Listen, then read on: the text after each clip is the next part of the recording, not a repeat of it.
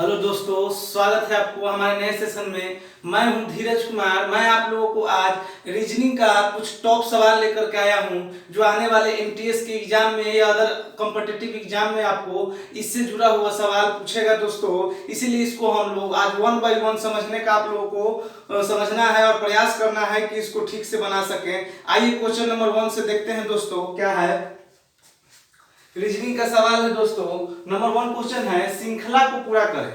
ये आपका 4/9 दिए हुए है, 9/20 दिए हुए है, तो यहाँ क्या होगा और अगला सीरीज है 39/86। अब यहाँ देखिए दोस्तों, समझिएगा, 4 से यहाँ 9 जा रहा है, यानी 4 दूनी 8 में 1 जोड़ देना, यानी दुगना करके 1 जोड़ देना है दोस्तों। यानी 4 दूनी 8 में 1 जोड़ेंगे तो यहाँ पर 9 हो जाएगा। तो नेक्स्ट में क्या हो जाएगा, 9 दूनी 18, 18 में हम 1 जोड़ देंगे तो 19 हो जाएगा। फिर अगला सीरीज में भी उसी तरह से आ जाएगा, 19 गुने 2 यानी 38, 38 में 1 जोड़ेंगे तो 39 हो जाएगा दोस्तों। यानी सीरीज हो जाएगा 9 गुने 2 जोड़ 1 बराबर 9 दूनी 18, 18 में 1 जोड़ेंगे तो हो जाएगा आपका 19।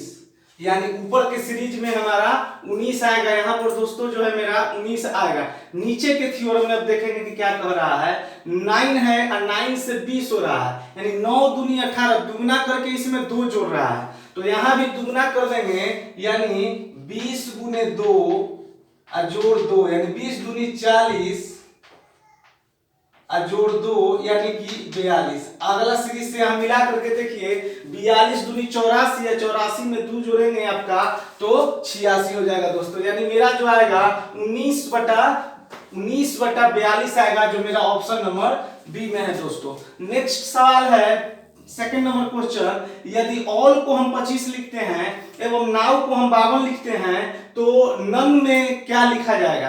तो यहाँ समझिए, सबका अल्फाबेटिकल नंबर लिख करके चल रहा है दोस्तों। अल्फाबेटिकल जो नंबर है वो कैसे लिखाता है, जैसे A1 B2 C3 ABCD का अक्षर के सामने नीचे में प्लेस कर दिया जाता है उसका स्थान दोस्तों।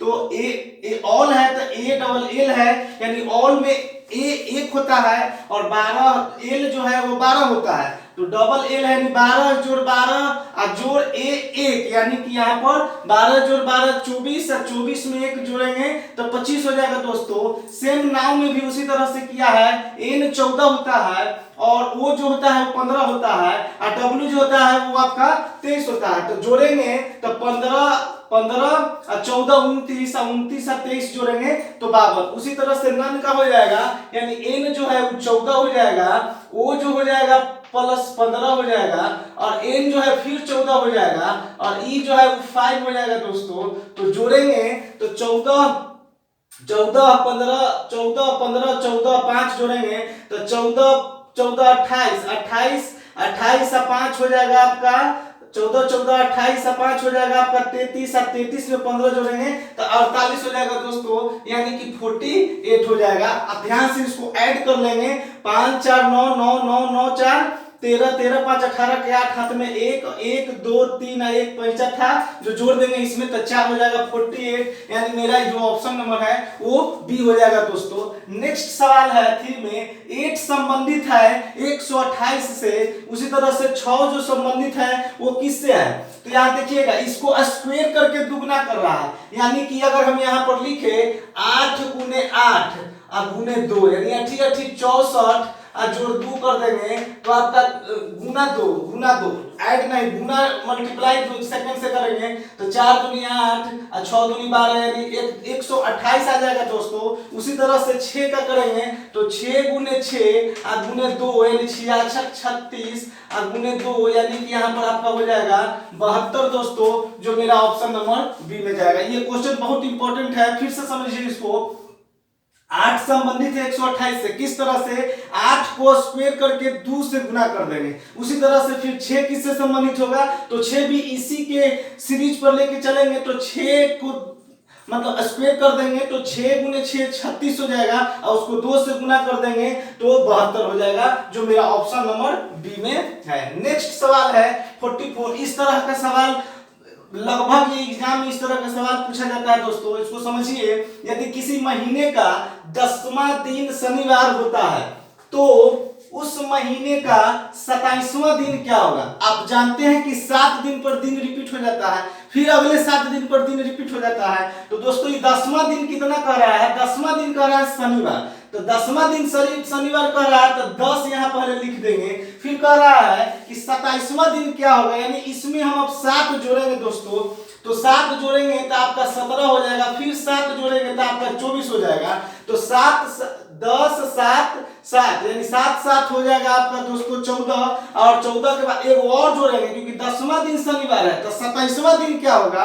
तो 10 तो पहले से आ गया, फिर एक 2 को 7 फिर ले लिए, फिर हमारा रिमेनिंग जो बच रहा है वो 3 दिन बच रहा है दोस्तों, क्योंकि आप टोटल को ऐड करेंगे तो 27 हो जाएगा। यानी 10 7 17 7 24 और 24 में 3 जोड़ेंगे हम तो 27 हो जाएगा। तो यहाँ तो समझिए दोस्तों, अगर 10वां दिन शनिवार है यानी कि 17वां दिन भी शनिवार है, 24वां दिन भी शनिवार है, तो 3 दिन ज्यादा जाएंगे शनिवार से, तो आपका हो जाएगा रविवार, सोमवार और मंगलवार। यानी हमारा यहाँ बढ़ करके क्या हो जाएगा?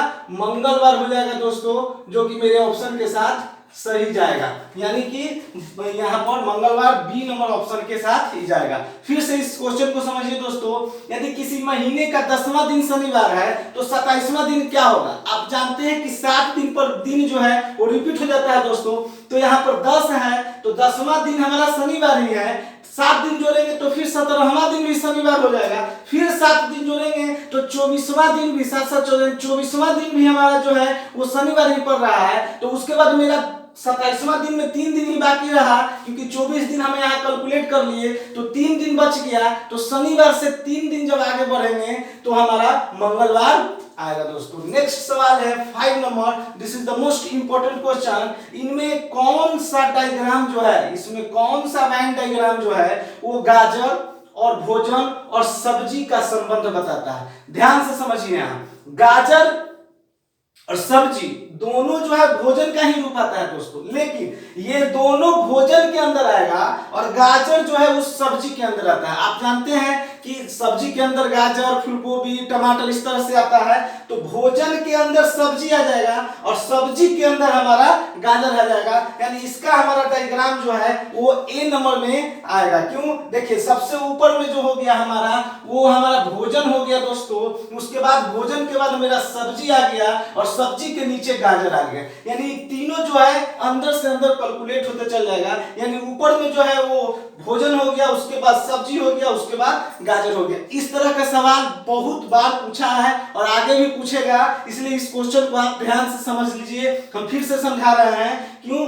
भोजन जो है वो सब्जी भोजन के अंतर्गत आता है और सब्जी के अंतर्गत जो है वो गाजर आता है। तो भोजन ऊपर में ले लिए, सबसे बड़ा जो गोला है वो भोजन का है, उसके बाद सब्जी का गोला है और उसके बाद जो है वो गाजर का गोला है दोस्तों। इस तरह से हम आपको टॉप 5 सवाल आपको लेकर के आए थे जो आपके एग्जाम के लिए बहुत हेल्पफुल होगा दोस्तों। तो कृपया इसको आप लोग ध्यान से 2 से 3 बार वीडियो देख कर समझने का प्रयास कीजिए और आप अगर नए हैं तो हमारे चैनल को सब्सक्राइब कर दें। धन्यवाद दोस्तों।